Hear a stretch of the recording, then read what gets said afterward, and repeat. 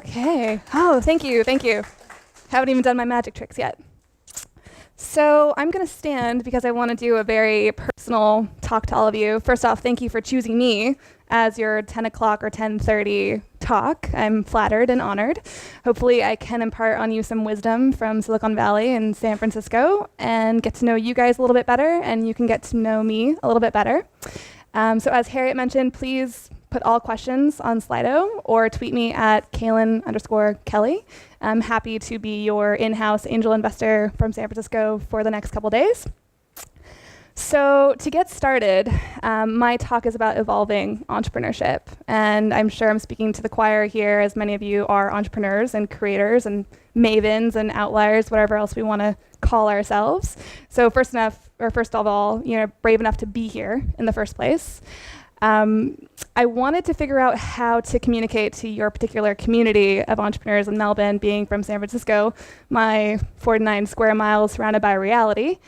And as I got off the plane coming to Melbourne, I was thinking about this, and I was thinking, how can I connect with everyone here? And no more than maybe 2 minutes being off the plane, I see a sign, and the sign says, "Ambition lives here, Melbourne." And I think that's a great slogan, but the image behind the slogan was of a desk, a chair, a laptop, a pen, and a paper, and in this, what could only be described as this really run-down warehouse. And I was looking at this, and I was like, clearly these advertisers don't really know what entrepreneurship is, nor the spaces that we build in. Maybe they've watched Steve Jobs too many times to think about building things in your garage or in your warehouses that we all don't really currently own. So to give you some context about me, I've been a serial entrepreneur since I was 10, if you count being child labor, flipping houses for my family at 10 years old as entrepreneurship. Buying low, selling high was kind of the family motto. Fast forward to university in Berkeley, and directly after I got into the startup world of my first startup, basically think like a Priceline, but for movie theaters. So buying a popcorn and buying a soda and buying a ticket for $5, you just wouldn't know which theater you're actually going to. So we were solving for unused and unutilized space in movie theaters.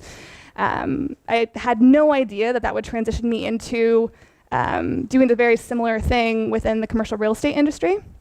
So from movies, I shifted into becoming the first Airbnb of office space, for better or lack of better terms. We were direct competitors to Liquid Space back in 2000, God, I'm dating myself, 2011. And from there, realized that wasn't sustainable. So I'll be talking about failure probably in the next 2 days of the panel on Friday. And from there, I decided to transition the industry from the inside out by being a broker. And brokers aren't sexy. Brokers are actually like white males in suits, and I didn't fit the status quo, but I realized there was a disconnect between what entrepreneurs actually needed in space and what the commercial real estate industry provided. So I became an exclusive partner, if you will, kind of the sought-after founders broker. That's actually what they called me in San Francisco, the founders broker, that assisted entrepreneurs and tech CEOs to protect their bottom line on office space decisions. So I've worked with, and name dropping isn't really my thing, but for context, I've worked with Eric Schmidt of Google, his portfolio companies, and his VC firm Innovation Endeavors. I've worked with your famous Culture Amp in San Francisco, expanding them. Fantastic team. Gonna do a plug for them right now. And I've also worked with names that you actually don't know. And I want to talk to you about the names that you don't know today, because the reason that I'm here is I am actually filling in for one of my portfolio companies.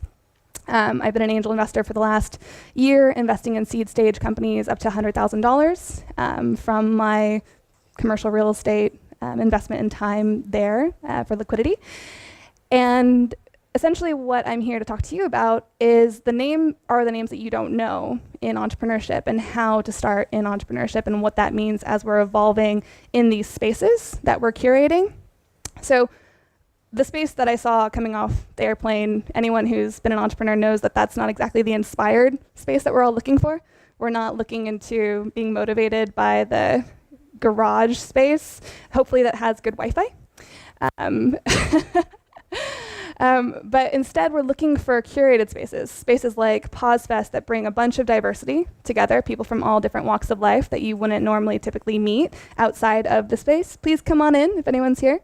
That you wouldn't typically meet, right? So you're connecting with people outside of your industry, outside of your comfort zone, and you are making something happen, ideally something bigger than yourselves. So what I invested in, a company called Kovo, which is the reason we're here in Melbourne, to potentially expand that company here for all of you, for all of the entrepreneurs here, is effectively lowering the barrier to entry for entrepreneurship. I know that sounds like a mouthful, but what we are on a mission to do is expand globally for entrepreneurs like yourself, and entrepreneurs regardless of age, sex, race. None of these things should matter when you just want to build something bigger than yourself and put all of your passions and create something worthwhile in your life, especially before you have that midlife crisis that you're working at this terrible 9-to-5 job, and then you decide, I'm just going to start a company, but how and where and who? And that's why you go to Pause Fest, right? Because you're the who and we're the where, and hopefully I'm the how. A lot of pressure. But that's essentially what we're building. So through these spaces, having a background in commercial real estate, I know that the spaces are equally as important as the entrepreneurs themselves. In fact, I've been a little obsessed and consumed with the idea that ideas are tangible physical things that actually make reality in the form of a building or a property. So if you're walking down the street, and this is just a fun game, I like recommend you play it.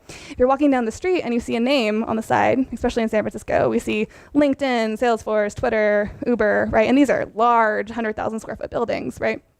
These all came from just an idea. It was just an idea. Twitter, Uber, Salesforce, LinkedIn was just an idea that was had by a couple people or maybe one person, and they expanded that idea. And then they needed the humans to be put into a space to be able to grow that idea and scale that idea. So these two things really go hand in hand, both buildings and ideas, right? And the connecting component between these two things are the human beings behind the ideas. They're you. They're the people investing the time, the personal effort, the sacrifices, the financial risk, the personal risk, the health risk. I mean, we wouldn't really be entrepreneurs unless we actually decided that we wanted something more, right? Something different, something better. And we're crazy enough to believe that we can do that. So effectively, what I'm trying to do is inspire more entrepreneurship. The best piece of advice, and one of our co-founders says this in Kovo, is just start, right? Just start with an idea. And hopefully these spaces that will begin to transform how we're working in the workspace. So when you walk into Kovo, just an idea, because I know I don't have any beautiful slides to show you. When you walk in, it's effectively a cafe, right? So who here has worked out of a cafe as an entrepreneur? Just, okay. So the Wi-Fi and the stirring and the really loud blenders, I mean, that just increases your productivity, right? Okay, maybe not. I have some San Francisco humor. I hope it translates. So if you worked out of a cafe, you're looking for cheap, flexible space. You're looking to be caffeinated, right? Inspired by caffeine. And ideally out of your house, because you really can't keep looking at your cat or your dog and thinking like, yeah, I'm totally going to bust this product out and design this website for it, because that's really going to happen. Instead, you look for something outside of that space. So we decided to blend the lowest common denominator, a coffee shop and a bar, actually. It's a tap room. It's a wine and beer tap room, with the idea of co-working, which I know you guys have co-working spaces here. You have about 53, I believe, according to the Victorian government, which is what they've been telling me.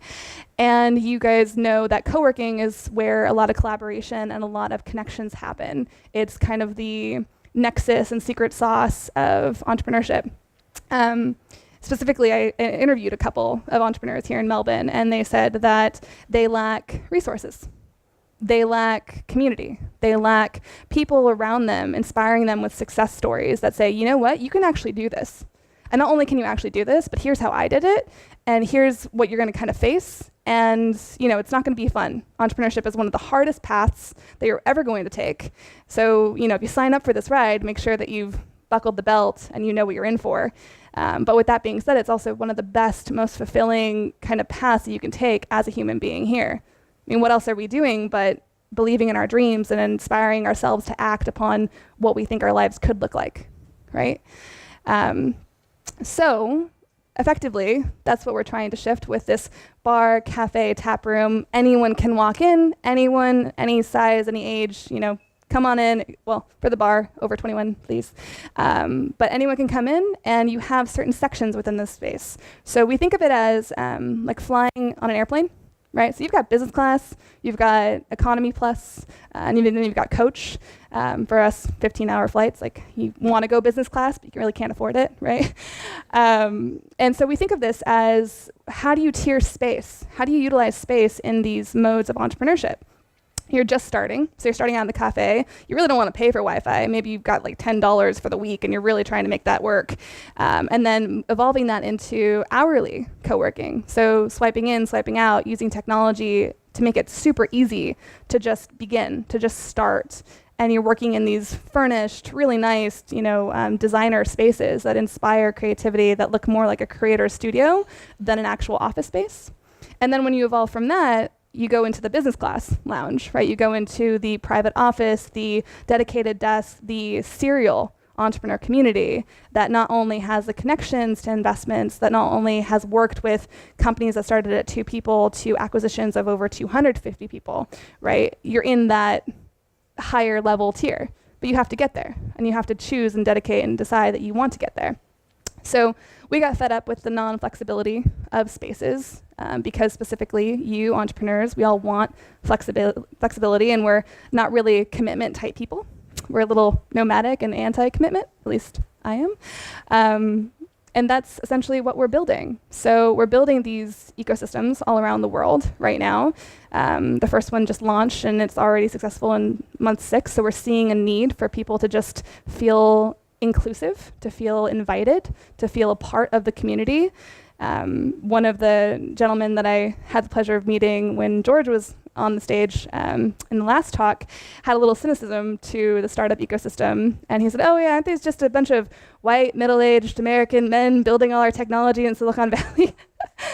And thankfully, no. I mean, no offense, we love you guys, but no. And thankfully, we have a lot of women here in this audience that I think are completely underrepresented, and I think it's fantastic that you're here because we could use more females in venture capital and angel investments and in startups. So that's essentially what we're building. And there once was a really great quote about, and I might butcher this too, so I apologize, but there once was a really good quote about building buildings, and we build the buildings to shape us, and then thereafter they actually shape us. Right, so I believe they're onto something with that, and I want to be a part of that, and I hope you do too. So thank you for having me, and I look forward to continuing the discussion.